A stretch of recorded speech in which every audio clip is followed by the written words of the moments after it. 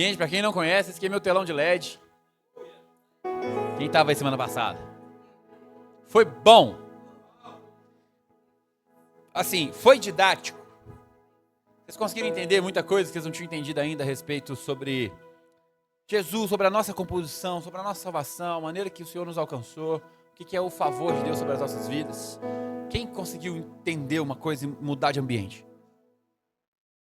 Eu não sou a favor, na verdade também não sou contra. É brincadeira. Eu acredito muito no ensino. A Bíblia fala sobre 5 ministérios, 5 trabalhos possíveis que Cristo te chama para fazer. 5 vocações específicas que Cristo te chama para fazer. A primeira delas é o apostolado, que não é esses apóstolos que você conhece aí, que o cara abriu 150 igrejas, ele é chamado apóstolo, tá? Apóstolo vem do grego, do latim, pensar, latim, apóstolo.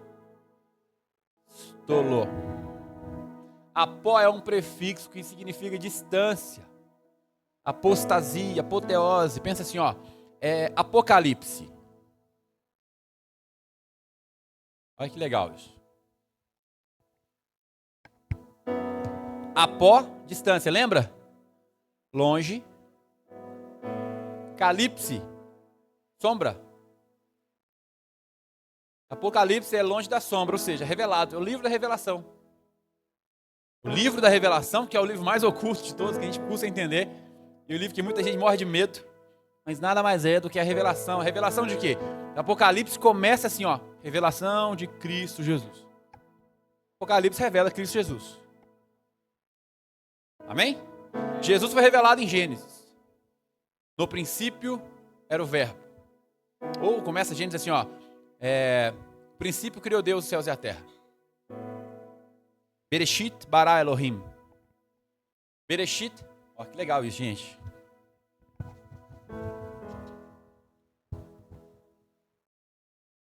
Em hebraico, Bereshit.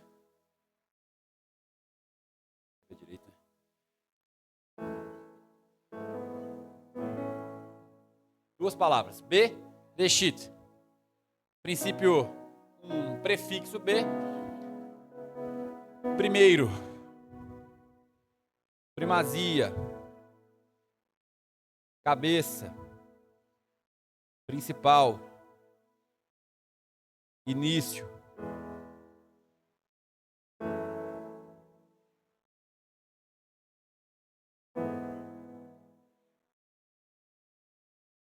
Bereshit, um sufixo, como se fosse através de. Bereshit bara Elohim, no princípio criou Deus.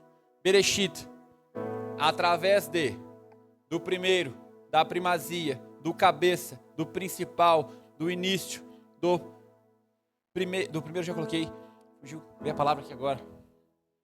Primazia, falei, né? Primazia. Da primícia, é a palavra. Através de, do primeiro, da primazia, do cabeça, do principal, do início, da primícia, criou Deus os céus e a terra.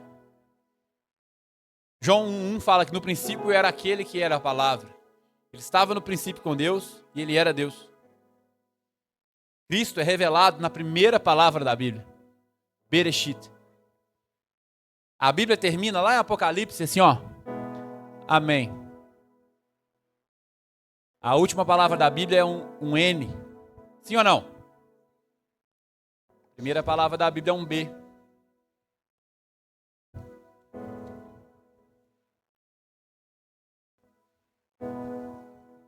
A última palavra da Bíblia é um N. Beit Nun. Beit Nun significa filho. A Bíblia começa falando do filho e termina falando do filho. A terra, porém, estava sem forma e vazia. A terra não era sem forma, a terra estava sem forma e vazia. Havia trevas sobre a face do abismo e o Espírito de Deus pairava sobre a face das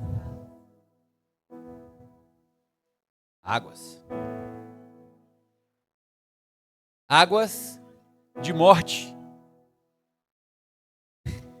Carinha, você está boa demais. Eu vou chegar num resultado. Águas de morte. Porque a terra ela não foi criada nesse tempo, no Cronos. A terra foi criada num ambiente chamado eternidade. E quando Deus manifesta a terra em Gênesis 1, no princípio criou Deus os céus e a terra, ponto. Em um determinado momento a terra já estava sem forma e vazia. Mas Isaías fala que a terra não foi criada sem forma e nem vazia, mas foi criada para ser habitada. Algo aconteceu nesse período que deixou a terra sem forma e vazia. Depois a gente vai falar a respeito disso. Porque a água, ela vem como justiça de Deus, para purificar a terra. Haja vista o que aconteceu nos tempos de Noé. Deus criou uma terra, permitiu que a água destruísse essa terra. Mas quando Ele traz vida para essa terra,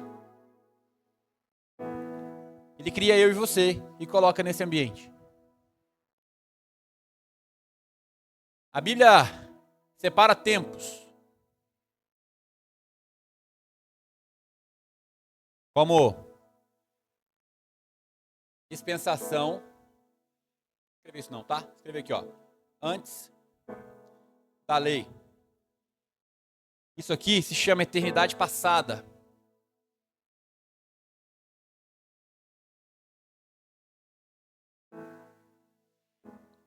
Passamos com a criação do homem para um período chamado dispensação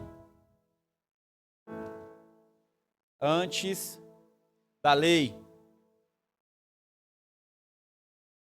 Um outro período, outro marco histórico. Deixa eu colar tudo aqui, não vai caber não.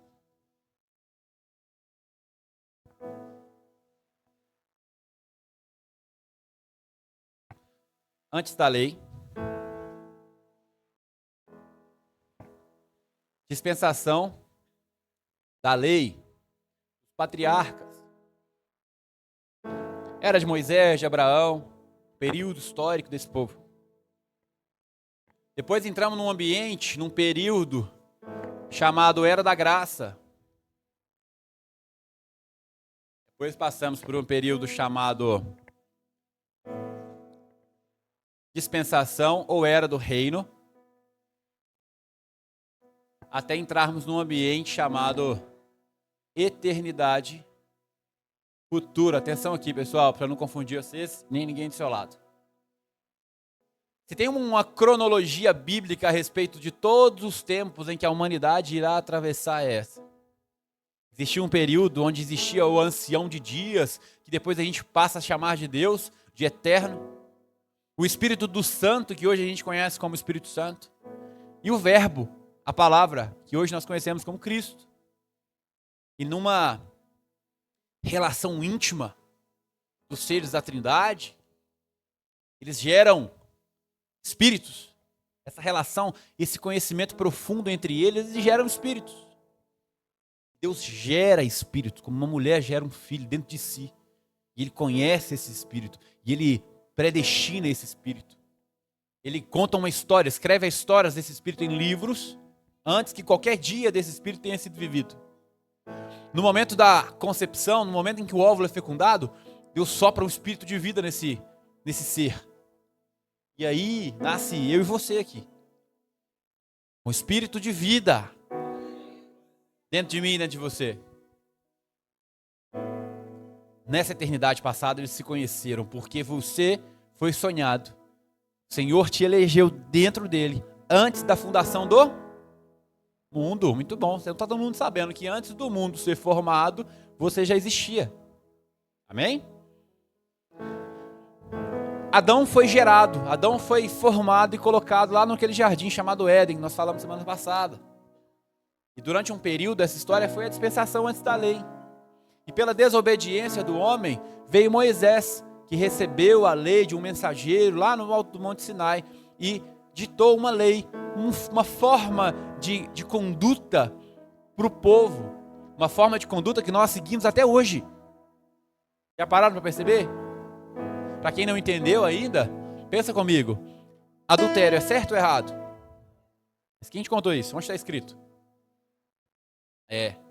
Os padrões morais nós seguimos hoje, não legais, morais, vêm das leis de Deus.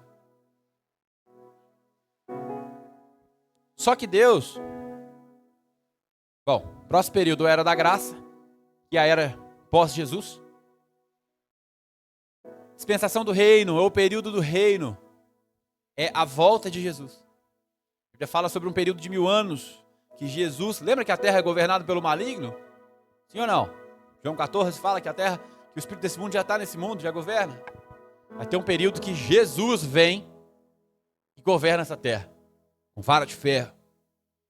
E aí aquele bem-aventurados que têm fome e sede de justiça, que eles serão fartos. E nos levará para uma eternidade futura.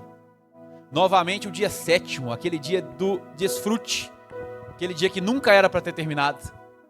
A Nova Jerusalém, viver no céu, de branquinho, com os anjinhos, tocando harpa, mais ou menos aqui. O que eu quero falar hoje com vocês? Sobre essa bolinha que eu fiz aqui, bem pequenininha, mas eu vou colocar ela bem grande. Chamado graça. Muita gente tenta traduzir o que é graça como favor imerecido, sim ou não? Bacana. Outra tradução que eu gosto muito é assim, graça é tudo dado em troca de nada para alguém que não merece. Tudo dado em troca de nada para alguém que não merece. Porque algumas coisas começam a fazer sentido nesse ponto, quando você começa a entender que Deus já nos abençoou com todas as sortes de bênçãos espirituais nas regiões celestiais, no segundo céu.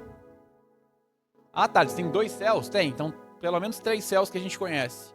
Esse céu que você está vendo aqui, o segundo céu que são as regiões celestiais, o terceiro céu é onde habita, onde fica o trono de Deus. Ok? Essa era da graça fala muito a nosso respeito.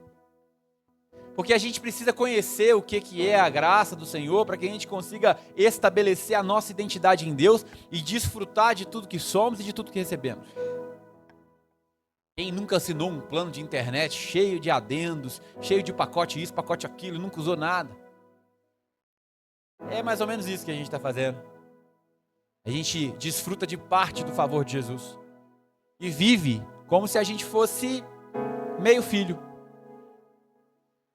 Sabe que é por isso, irmão, que você tem uma relação com Deus como o Deus Todo-Poderoso?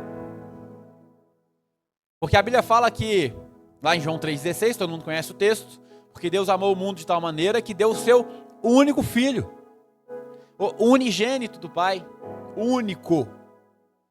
Mas lá em Hebreus 1, versículo 7, se eu não me engano, de unigênito, ele passa a ser chamado de primogênito.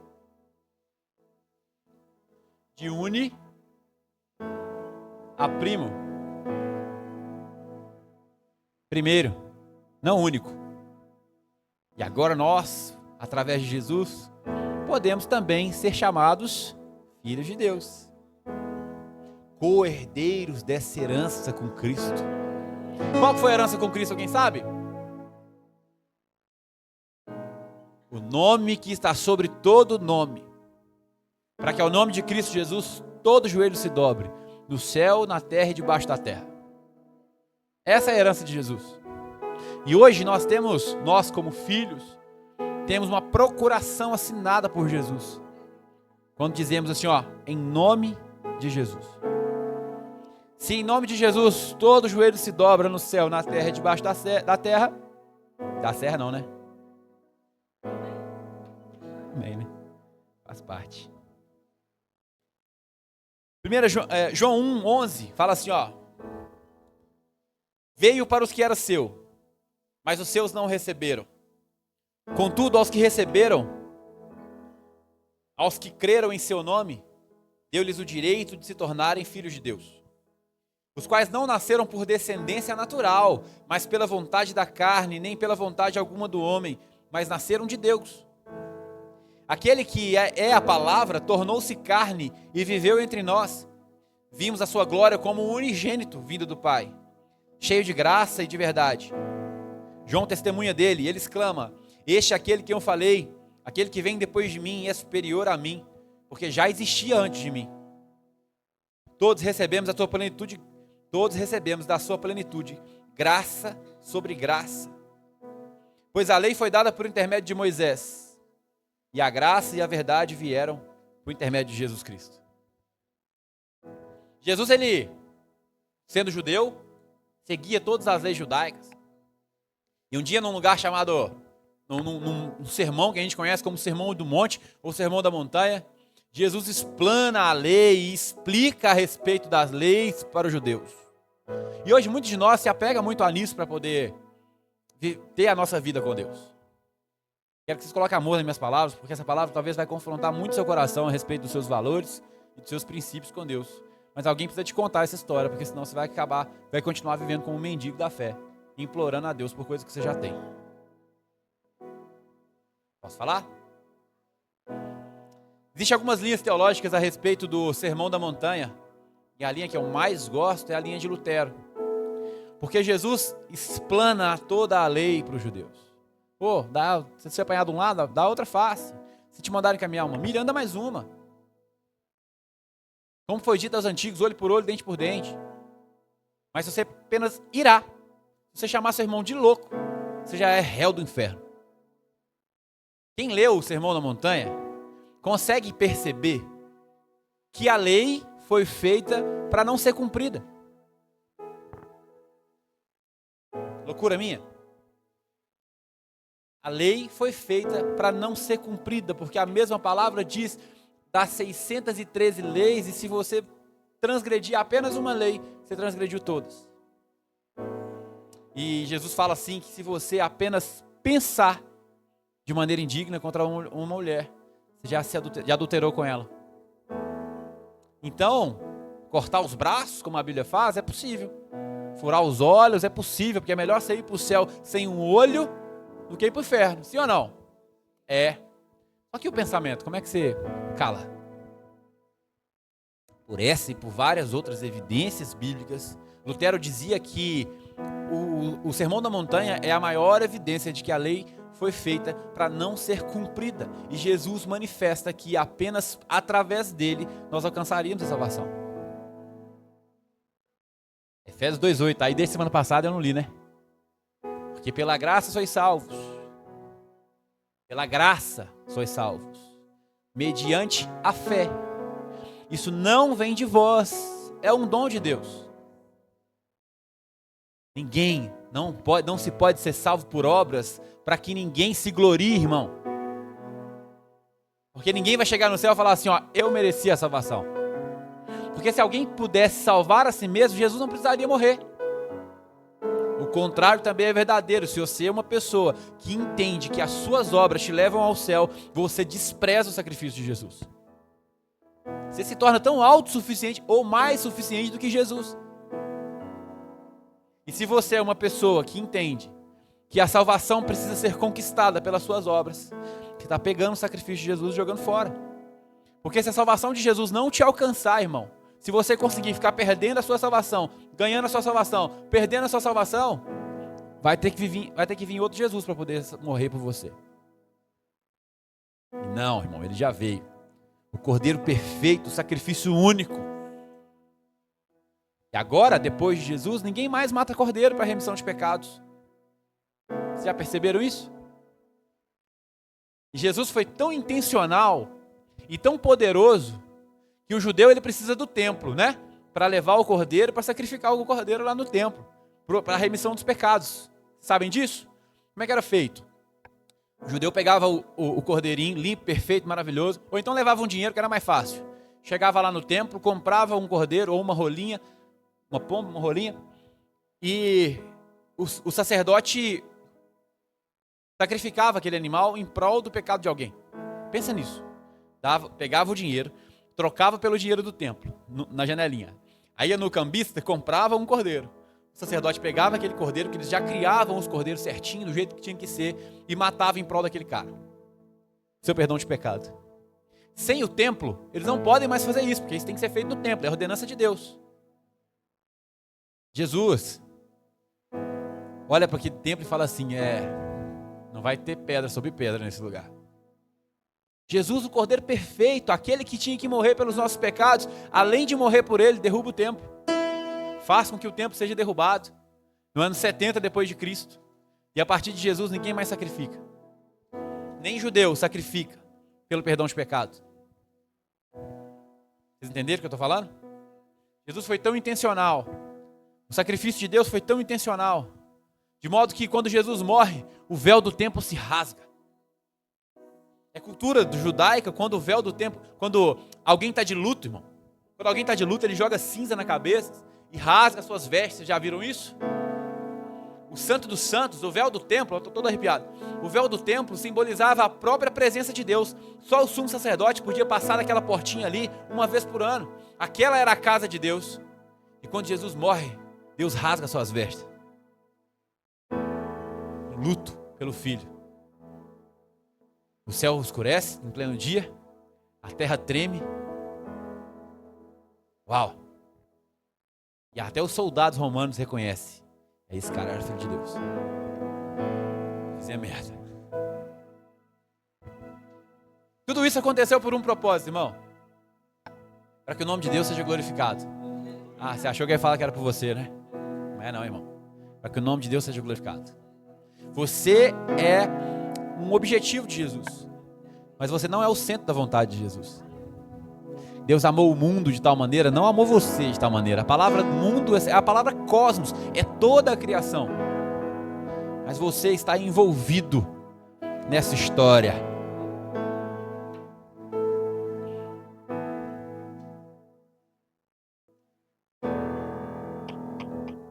Primeiro Coríntios 6:17.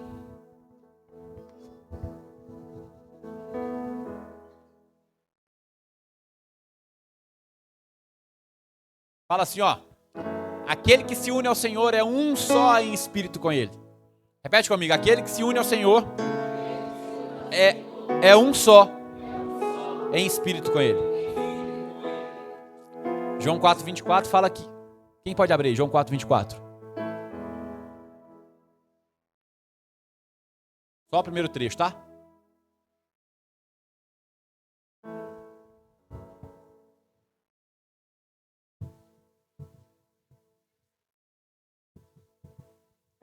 Deus é Espírito. Deus é o quê? E aquele que se une ao Senhor é um só em... Nós fizemos essa continha semana passada, eu vou repetir. Corpo. Vou passar vergonha de novo. Alma.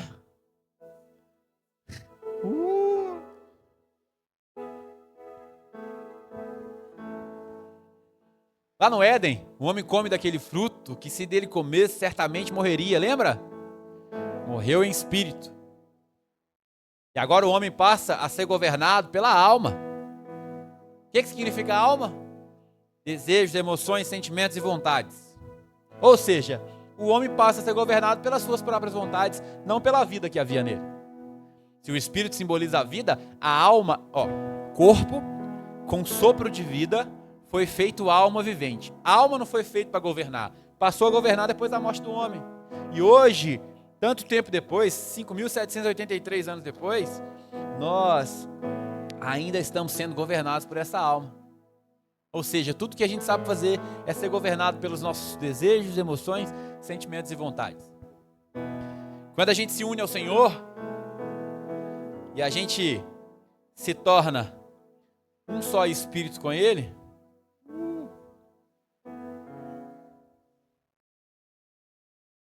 nada, né?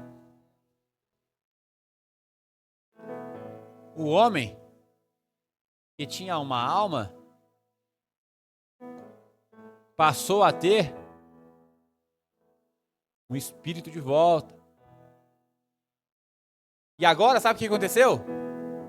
Quem lembra daquelas parábolas da Bíblia que fala assim, que o Senhor saiu em viagem, deixou um talento com um camarada e foi embora. E tardando o seu senhor a voltar, ele demorou a voltar, mas ele volta. E ele encontra a casa toda desarrumada.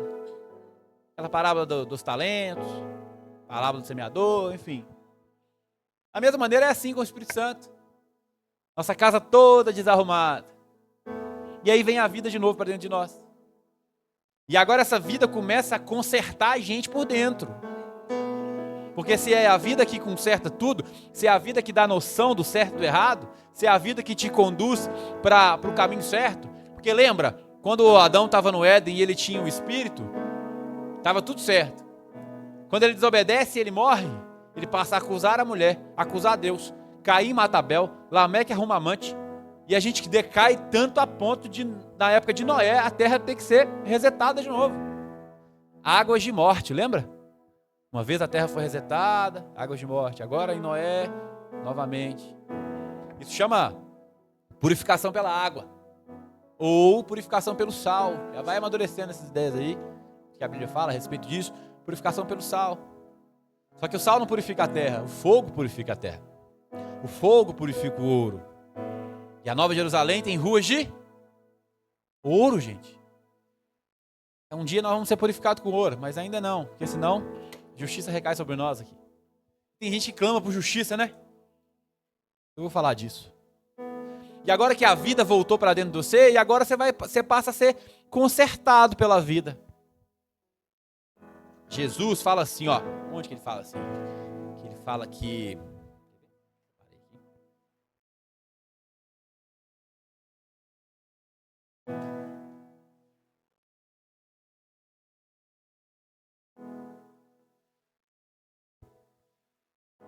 Jesus fala assim, ó. Vou achar a referência, né? Agora eu fiquei... Fala assim que vós já estáis prontos pela palavra que eu tenho dito. Já tem em João, deve estar em João 16, 14.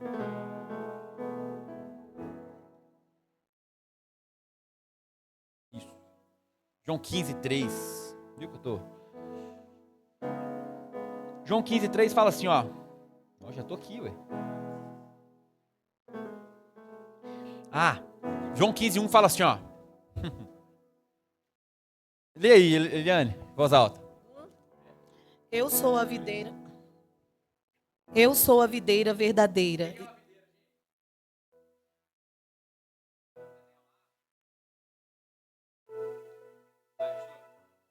E meu pai é o lavrador.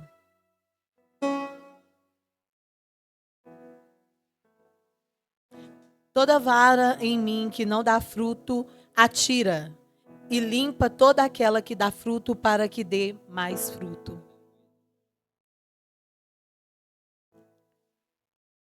Vós já estáis limpos pela palavra que vos tenho falado. Vós já estáis limpos pela palavra que eu vos tenho falado. Pensa assim, ó. Renato descobriu um parente, um velho lá no Mato Grosso, que ele nem conhecia, único herdeiro, um carioca fugido lá pro Mato Grosso. E de repente chega na casa dele uma cartinha, falou, sou Renato? Sou eu. Falou, foi... Nós estamos há muitos anos te procurando, Renato. Teve um tio perdido seu que deixou uma fazenda no Mato Grosso para você. Nossa, fazenda, que tamanho que é? Eu falo, não é grande, irmão. Renato vai lá conhecer a fazenda, só que a fazenda ficou muito tempo vazia. Lembra que a alma ficou governando a sua casa há muito tempo? A fazenda ficou muito tempo vazia. Tá lá, entraram lá, roubaram a fiação toda. Porteira tá quebrado, mato, filho. Você não consegue andar lá dentro. Casinha de madeira já tá velha, cacarecada, quebrada. A casa não tem dono. Agora o Renato chega com a terra e uma parte de dinheiro da herança. Fala, opa, agora eu vou recuperar essa terra e vou vender esse negócio. Agora a casa tem dono. E aos pouquinhos o Renato vai lá, manda arrumar a porteira, manda refazer a cerca, manda consertar o telhado que está com goteira. Aí manda fazer a fiação da casa e coloca iluminação na casa. O mato manda roçar e começa a ficar limpo. E agora, aquela fazenda que não tinha dono, passa a ter vida. Você já está pronto pela palavra que está sendo pregada. Sua casa estava sem dono. Era você e suas vontades. Mas agora por herança, porque ele comprou e pagou, ok? Ele comprou e pagou com sangue o direito pela sua vida. E agora a sua vida é dele. E agora que a sua vida é dele, ele entra na sua vida e vai te consertando aos pouquinhos. porteira por porteira, cerca por cerca. Fala comigo.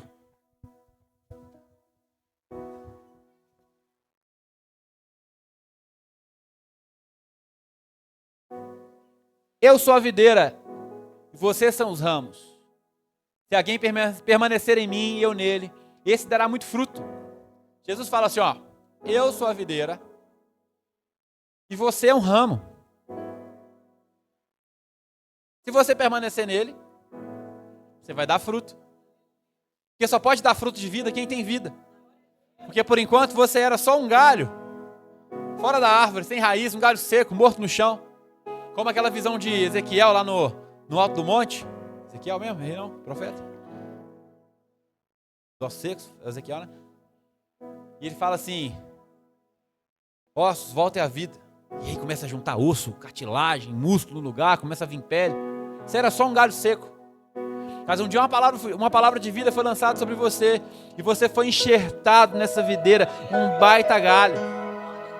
E agora, através de você, através dessas raízes, que é Deus, e desse tronco que é Cristo, você enxertado, inserido nele, passa a gerar vida também. Esse é o processo de transformação da sua vida. Entenderam o desenhozinho aqui?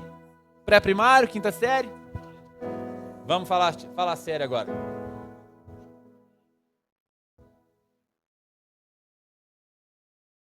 Existia uma lei sobre a sua vida falando assim, ó, você precisa morrer. Porque morrer em espírito significa morrer eternamente. Quando o homem morre em espírito, a morte do corpo é só uma questão de tempo. Guarda isso. Adão viveu 900 anos, mas morreu. E o plano de Deus é que você tivesse vida e vida eterna. Mas a lei determinava que o filho tinha que morrer. Que alguém tinha que morrer pela lei. Deus falou, tá bom. Se alguém tem que morrer, eu vou. E veio Cristo no tempo certo. E se entregou por você. Para que essa salvação pudesse te alcançar. Ah, Thales, o que é ser salvo? Vou falar o que é ser salvo para vocês. João 3,16 fala assim, ó. O que é ser salvo? Jesus veio para salvar a gente, ok? O que João 3,16 fala a respeito da salvação? Deus amou o mundo de tal maneira, fala aí, para que todo aquele que nele crê não pereça.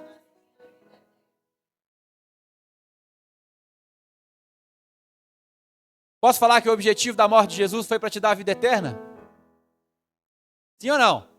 Para que todo aquele que nele crê não pereça, mas tenha a vida eterna. Então, para que todo aquele que nele crê não morra, mas viva eternamente. Jesus veio ressarcir para você aquilo que foi tirado de você lá no Éden. E o que precisa para que você alcance essa vida eterna? Romanos, anota esse versículo aqui, Romanos 10:9. A saber, se com a sua boca confessar Jesus como Senhor e no seu coração crer que Deus ressuscitou Jesus dos mortos, será salvo. Quem crer e for batizado será salvo. Não vem de vós, é um dom de Deus, não vem por obras, para que ninguém se glorie. Cansa de falar, não tem nada a ver com você. Paulo fala assim, ó, eu sou o menor dos apóstolos. Não sou digno de ser chamado apóstolo porque eu persegui a igreja de Jesus, mas pela graça eu sou o que eu sou. Não estou aqui pelo que eu mereço, eu estou aqui porque o Senhor me instituiu. Eu não quero saber o que você pensa a seu respeito, ou o que você acha a respeito de você mesmo. Eu quero saber o que Jesus falou a seu respeito e para que Ele está te preparando nessa vida.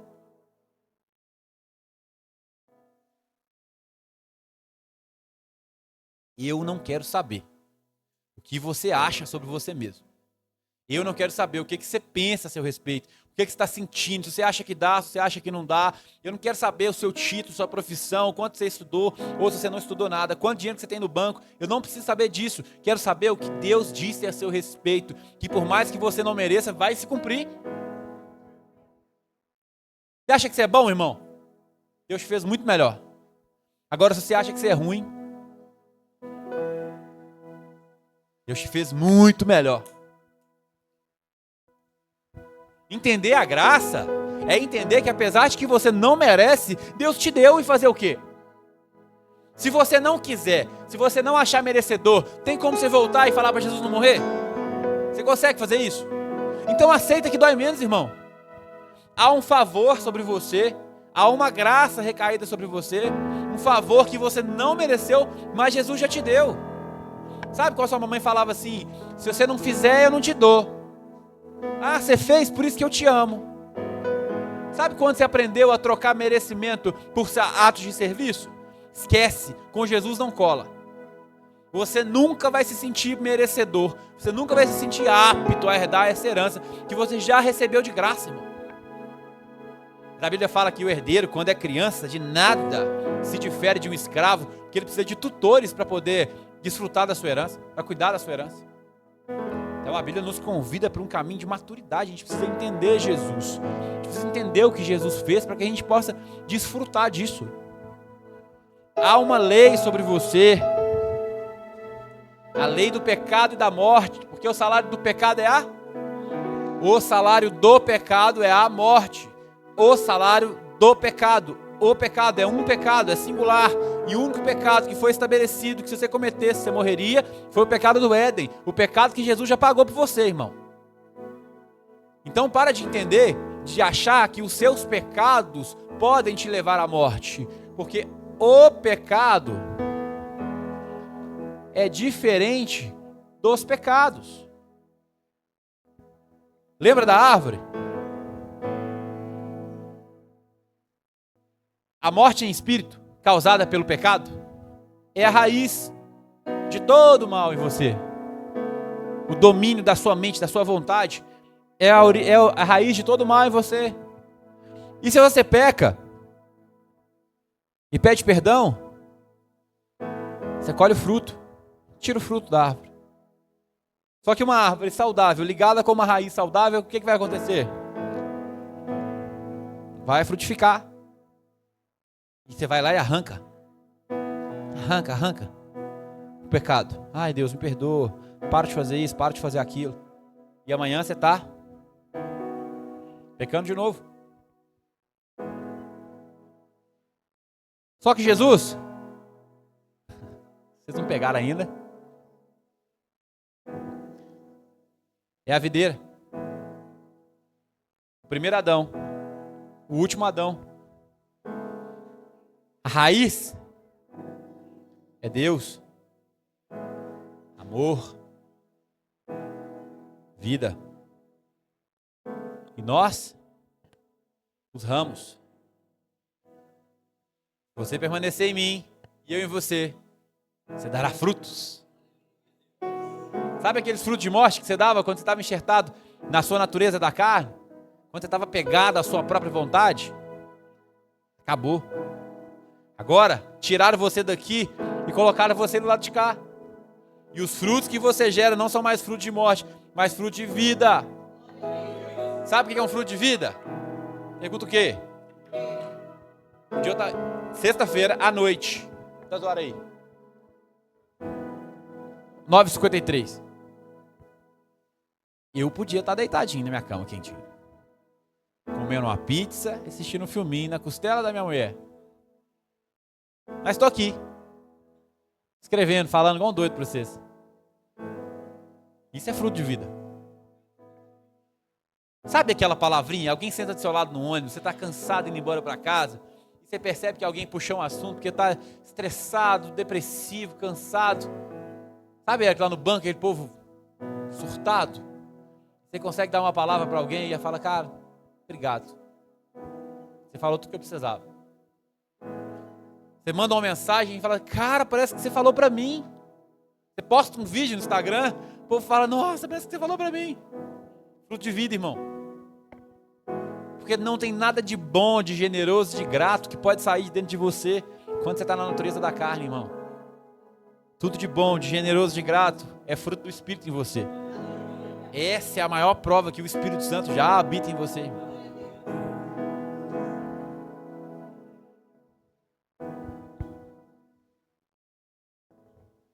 Vocês estão entendendo? Está fazendo sentido? Se tiver pergunta, guarda no final que eu vou responder, tá? Duvido que vocês perguntem. Corpo, alma e espírito. Foi feito triúnico. 3 em 1 também, igual Jesus. Semelhança dele. E aí, quando Eva come do fruto, você já percebeu que a árvore era agradável à vista, agradava os olhos. Os olhos são a janela da alma. Tudo que você vê, você deseja. Lembra que a alma é desejo, emoção, sentimento, vontade? Tudo que você vê com vontade. Ninguém tem vontade daquilo que nunca viu. Hã? Verdade. Agradável ao paladar, agrada ao corpo. Desejável para dar entendimento, é a soberba da vida, é a contaminação do espírito. Eva foi tentada em corpo, alma e espírito. E quando Eva come, ela cai em corpo, alma e espírito. Jesus no deserto é tentado em corpo, alma e espírito. Quer ver? Transforma essa pedra em pão, mata a sua fome. Corpo. Olha aqui, sobe aqui, tá vendo? Os reinos da terra. Vou te dar tudo se você prostrado me adorar. Alma, ego. Ou então, se joga daqui, que eu vou dar, que está escrito que dará ordem aos seus anjos para que não tropece. Espírito. Prova que você é um ser espiritual. E Jesus não cai nem em corpo, nem alma, nem em espírito. Por que Jesus morreu por você, irmão? Por quê? Nossa, que loucura. Pensa nisso. Se o homem peca, se a morte é resultado do pecado, concordam? A morte é resultado do pecado? Alguém que não pecou poderia morrer? Sim ou não? Mas morreu. Por isso ressuscitou. Deus não foi lá e tirou Jesus dos mortos e falou assim, pronto, agora eu vou fazer isso aqui porque eu quero. Aquele que não tinha pecado não podia morrer, por isso ressuscitou. E recebeu uma coroa. A coroa que está prometida para mim e para você. Mas como é que eu vou ganhar uma coroa se eu tenho pecado? Responde essa para mim agora.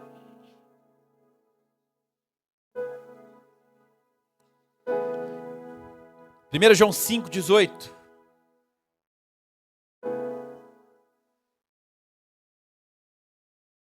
Sabemos que todo aquele que é nascido de Deus não está no pecado. Mas eu peco. Mas você não está no pecado. Mas eu peco. Mas você não está no pecado. Por quê? Se os seus pecados é resultado do primeiro pecado, e porque Adão pecou e essa raiz de iniquidade começou a cair sobre a gente, o Espírito morreu e já a gente começa a pecar, agora eu recebi o Espírito de volta. Olha o caminho. Adão pecou. Beleza? Acusador. Fala assim. Caim. O que ele foi? Fala, gente. Assassino. Lameque. Lembra? Bígamo. Adúltero.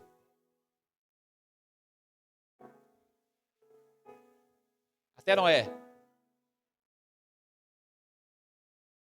Deus fala, para o mundo que eu quero descer. Deu errado demais esse povo, preciso começar de novo. Agora, primeiro aqui, né? Morte do Espírito, ok? Agora aqui, irmão, todo mundo vendo aí? Vida do Espírito, através de Jesus.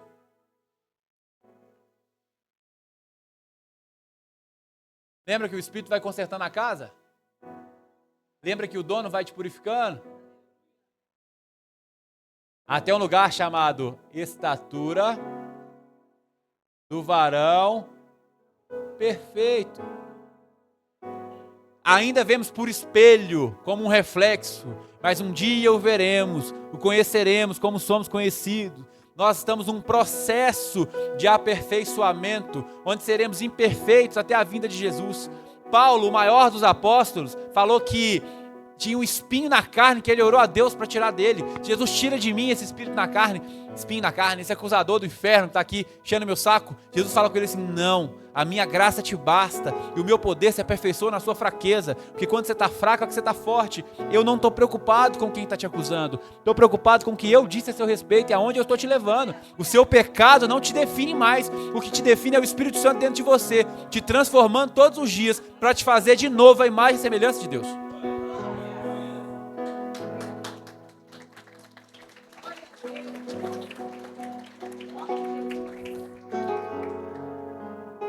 Você está aqui, no pecado, decaindo. Um dia você encontra com Jesus. Sabe o que a gente fala sobre Jesus mudar a vida, irmão? Esse é o marco. Quando Jesus entra no você, a sua vida não pode ser a mesma, irmão. Não pode. Você pode escolher permanecer igual, mas agora é por escolha, não é por inocência. Você pode escolher, irmão, você tem arbítrio para isso. Quero continuar fazendo a mesma coisa, não sentindo o coração de abrir mão, não tem problema. Mas agora essa mensagem está dentro de você e o seu Espírito está aqui te convencendo o tempo inteiro. Faz isso não, faz isso não, velho. Aqui, nossa, é você. Quanto mais você abaixa o volume do Espírito, mais baixinho ele fala no seu ouvido. Só que automaticamente, quando você abaixa o volume do Espírito, você aumenta o volume da sua carne. O anjinho e o diabinho falando na sua orelha. E aí quando você começa a ouvir o Espírito, você começa em ascensão de vida, irmão. A mudança de mentalidade, a mudança de comportamento, a mudança de vida.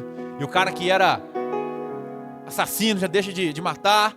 O cara que era traficante deixa de traficar. O cara que era adulto deixa de trair a mulher. O cara que era homossexual, curado, em nome de Jesus. Já vi vários testemunhos desses lá no Legendário.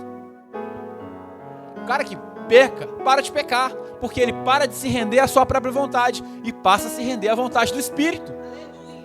Você acha que eu estou aqui porque eu quero, irmão? Você queria estar jogando bola com o Pedrinho lá em algum lugar? Fininho, correndo atrás de bola. Às vezes eu estava até jogando num time desse aí, do brasileiro. Ó. Tivesse vontade, irmão, tivesse aplicado o que eu tinha quando eu estava com 20 anos, 25 anos. Não, irmão, eu aposentei antes que Jesus me aposente, irmão.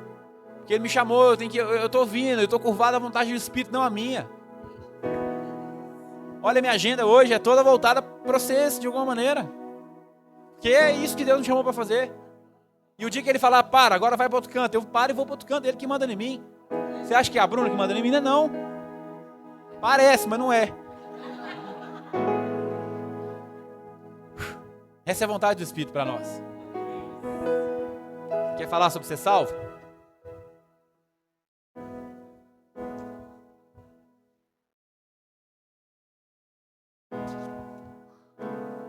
O corpo vai ser salvo?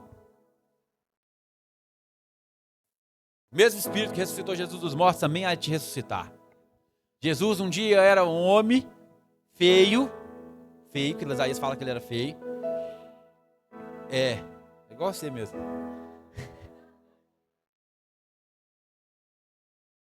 Eu minto.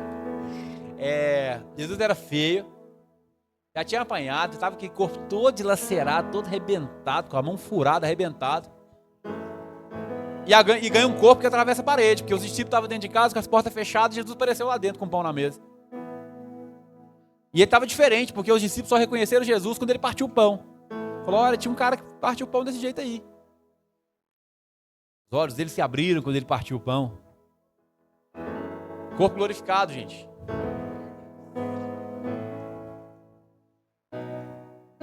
Amém? Seu espírito vai ser restaurado? Já foi do momento que você reconhece que Jesus é Senhor da sua vida e crê no seu coração que Deus ressuscitou Jesus dos mortos. Porque o texto fala que com o coração se crê para a justiça, ou seja, não, com a boca se confessa para a justiça. Quer? Perdi. Com a boca se confessa para a justiça. Esqueci. Romanos 10:10, olha aí. Nossa, sacanagem, esquecer Romanos 10 é osso. É a idade, irmão.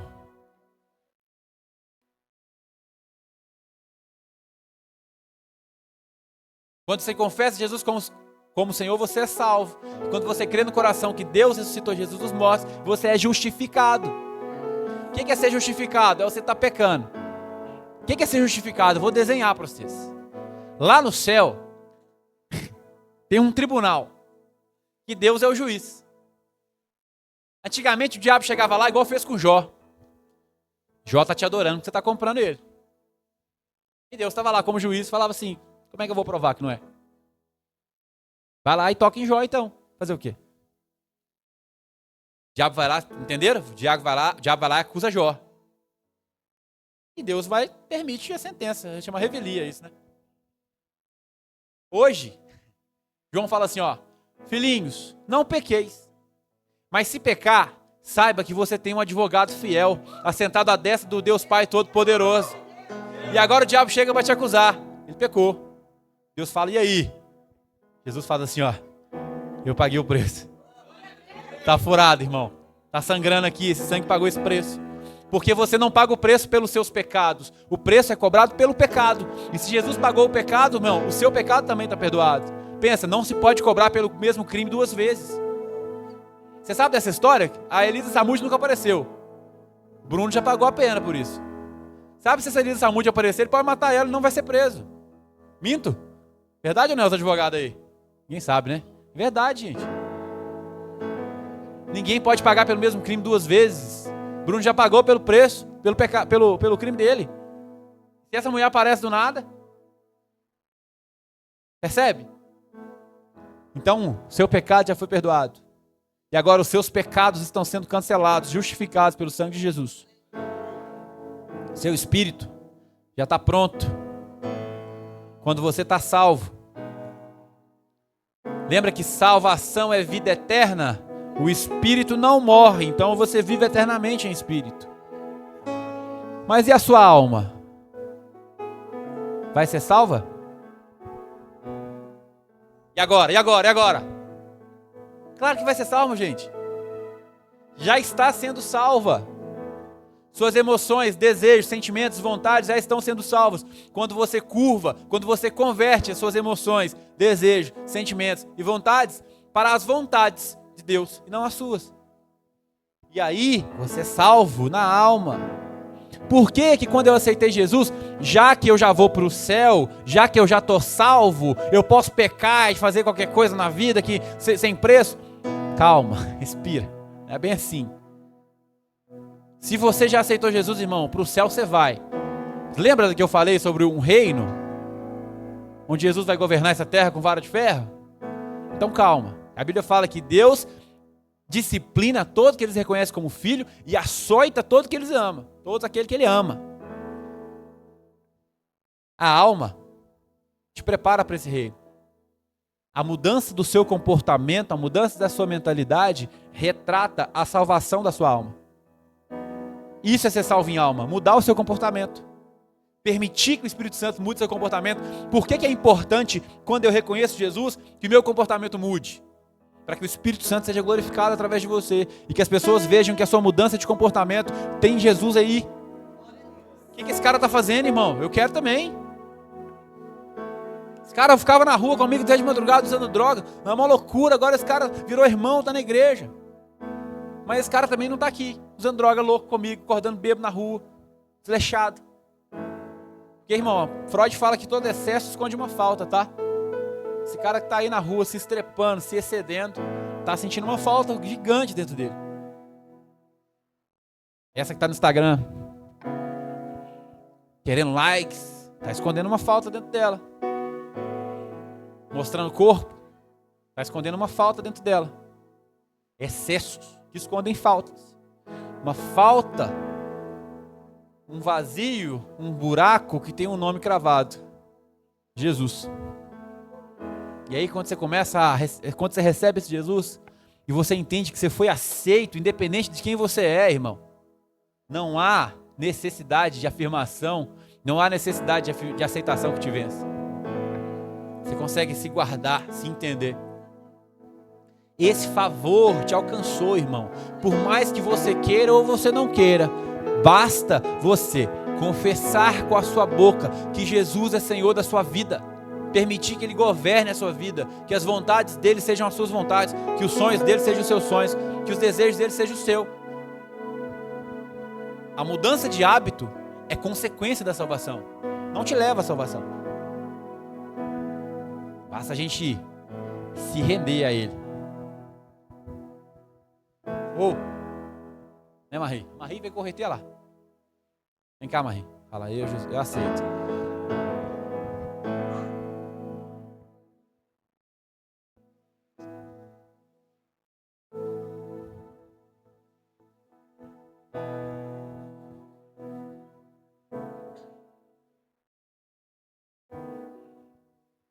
Para finalizar,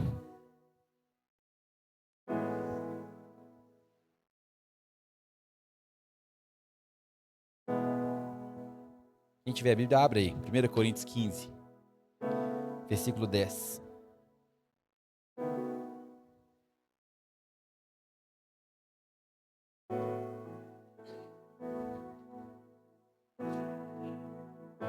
Versículo 9 e 10 fala assim: pois eu sou o menor dos apóstolos, e nem sequer mereço ser chamado apóstolo, porque persegui a igreja de Deus. Mas pela graça de Deus eu sou o que sou, e sua graça para comigo não foi em vão. Antes trabalhei mais do que todos eles, contudo não eu, mas a graça de Deus comigo. Eu prefiro entender isso, prefiro desfrutar disso, entender que eu não sou merecedor, mas o Senhor derramou esse favor sobre mim, e agora o pecado não me domina mais. O perdão já está sobre mim, irmão. Então não viva refém desse pecado. Não viva entendendo que você não merece a respeito das coisas. Eu não mereço. Vou perder minha bênção. Jesus, eu pequei. Ele sabe que você pecou, irmão. Muito antes de você pecar. Ele é o Deus onisciente, o Deus que sabe todas as coisas. Mas esse favor te alcançou. Por que eu estou falando tudo isso? Justamente para isso aqui, olha para mim.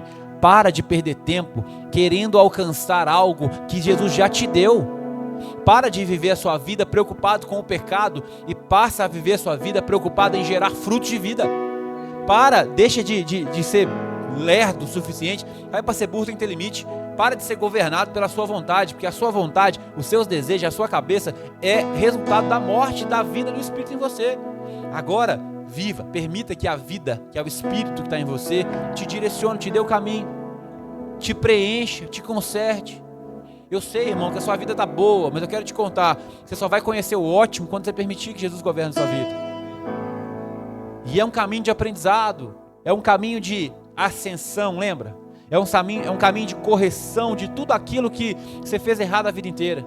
Coisas que para você tá certo pra caramba, Jesus vai te mostrar que tá errado, mas vai tirando isso aos poucos, irmão. Jesus é eterno, ele não tem pressa de nada. Lembra daquelas bolinhas? Lá em Daniel, Deus institui, fala sobre as 70 semanas de Daniel. É uma complicação danada. Semanas de anos, cada semana simboliza um ano. Vamos lá. Desde a ordem para que eles saíssem do cativeiro da Babilônia, até o nascimento do Messias. 69 semanas. 7 anos. 69 semanas. Faltava uma semana, ou seja, 7 anos para Jesus voltar, para a vinda do Messias. Só que esse tempo, o relógio de Deus foi parado para que você pudesse ser alcançado por Ele.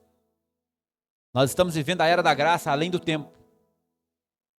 Até que a mensagem do reino, até que a mensagem do evangelho do reino seja pregada a todas as nações. Até Jesus voltar. O tempo está correndo, irmão. Por isso que nem o Filho do Homem sabe o tempo, quando é que ele vai voltar. Porque essa mensagem precisa ser pregada. Mas haverá um tempo em que esses 7 últimos anos, essa última semana, vai aparecer, vai chegar. E esse tempo é chamado de tribulação. Você não precisa nem saber o que é isso, pelo nome já sabe que é ruim. Então, irmão, se conserta antes disso aqui. Sabe para quê? Porque isso aqui deve ser ruim demais. Sabe o crente que está achando que, tá bom, aceitei Jesus, então eu posso pecar, fazer tudo que eu quero da vida? Pode, irmão, você é livre para isso. Mas vai chegar um tempo que você vai arrepender. É uma ameaça? De jeito nenhum. Alguns abrem mão dos desejos nesse tempo. Outros vão abrir mão desse desejo no tempo futuro. Ficou com a cara para mim. O que eu quero dizer é o seguinte, irmão. Sabe quando sua mãe... Tem 2 tipos de mãe. Quando você apronta num lugar, tem uma mãe que vai lá e te enche, te dá uma coça lá mesmo. Quem que é assim? Quem teve a mãe assim? Eu tive, minha mãe me sapecava. E tem mãe que fala assim: cheguei em casa, nós conversa. Prefere, irmão? Você quer ser disciplinado agora? Ou se quando chegar em casa você conversa? Porque aqui, hoje, você vive o governo do maligno. Você tem um motivo. Mas aqui não. Aqui é Jesus que vai governar, irmão. E aí ele vai te disciplinar. Sabe como que ele vai te disciplinar? Não é te batendo não, irmão. Não é te batendo não. Não é te mandando para o inferno não. Para com isso. Deixa de ser bobo. A Bíblia fala de um lugar onde há trevas e ranger de dentes. Se o inferno é fogo, logo não pode ter trevas. Fácil de entender isso? Fogo dá luz, não dá? Então nós não estamos falando do inferno. A Bíblia fala que a glória de Deus vai iluminar toda a terra. E se há um lugar onde está trevas, é um lugar onde há ausência de Deus. Você está aí, irmão, com o coração quentinho, é porque você está amparado por essa presença. Não queira ser afastado dessa presença. Porque quem está longe dessa presença, quem está em trevas, range dentes. Não é castigo, irmão, é ausência. Aquele que se envergonhar de mim, vou me envergonhar dele. Olha que simples. Você me rejeitou lá, eu estou te rejeitando aqui. Lembra das virgens? 5 entraram para as bodas e 5 ficaram na porta? Sai para lá, não te conheço. Vai ficar aí, até aprender. Não estou te ameaçando, irmão, com o fogo do inferno. Olha para você ver como é que eu estou sendo gente boa. Só a ausência dele. Só que tem coisa que dói mais que o fogo, amém? Perguntas? Fala, filho. Peraí, silêncio, cara, deixa eu ouvir.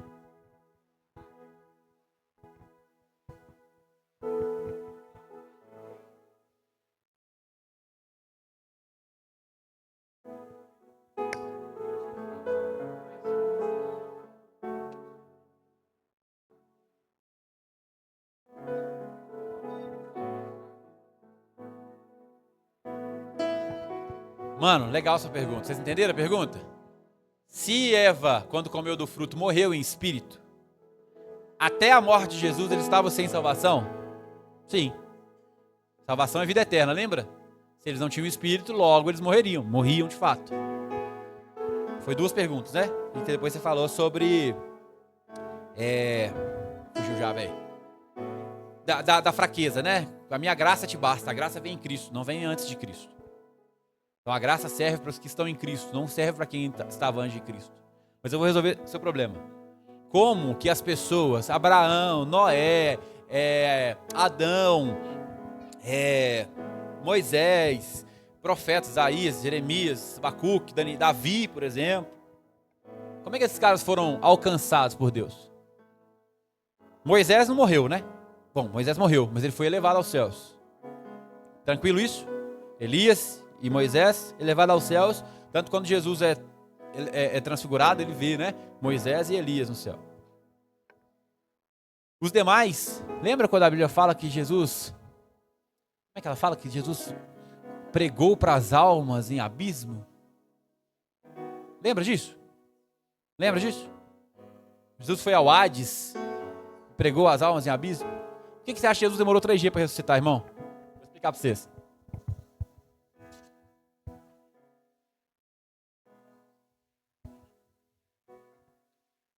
Aqui, ó, é a eternidade.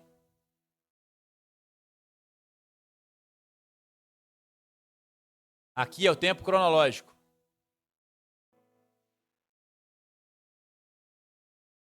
Ok? No tempo cronológico, tem passado,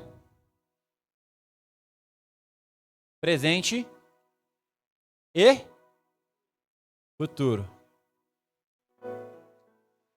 E na eternidade? Simplesmente é. Os espíritos dos seres eternos não vivem em passado, presente e futuro. Por isso que Deus já te abençoou com toda a sorte de bênçãos. Porque lá no ambiente espiritual tudo já aconteceu. O que está aguardando agora é a nossa cronologia. Por isso que Deus tem capacidade de revelar o Apocalipse, o fim das coisas, no começo. Porque no ambiente que ele mora, no ambiente eterno, tudo já aconteceu. Então quando Jesus morre, o tempo terreno dele acaba, concorda? Acabou, morreu, acabou. E agora o espírito dele passa a eternidade. E na eternidade, entenda Hades como o lugar onde os mortos habitam. Porque o Hades está em grego. E o Hades, em grego, da mitologia grega, era o lugar dos mortos. E dentro do Hades não era o inferno. Dentro do Hades tinha os Campos Elíseos, que eram os lugares bons, tinha uns lugarzinhos ruins, tinha uns piorzinhos, enfim. É o lugar onde os mortos habitam, tá bom? Jesus foi lá, onde os mortos habitam. E tocou todos aqueles que precisavam ser alcançados por ele. Jesus não foi embora devendo nada para ninguém, irmão. Porque na eternidade, o passado e o presente se fundem. O passado, o presente e o futuro se fundem em um só. Então todos que tinham a simbologia do Cordeiro, seja confessando pecados e sacrificando, ou seja, passando o sangue desse Cordeiro nos umbrais da porta, foram alcançados. Lá no... Fica mais claro, velho. Salvação é eterna, ok? Salvação simboliza vida. Moisés simboliza Cristo. Moisés vem da mesma natureza Machia, de Messias, um libertador, tá? É uma simbologia de Cristo, como tem outros. Lá no Egito, tinha uma porta. E nessa porta, tinha o sangue do Cordeiro nos umbrais. E o espírito da morte pulava aquele que ele via com o sangue do Cordeiro. Lá no Egito, o sangue do Cordeiro já simbolizava a salvação da morte. Todos que desfrutaram do sangue do Cordeiro, seja no sacrifício, ou seja no umbral da porta, foi alcançado pela vida eterna. Mais pergunta? Amém?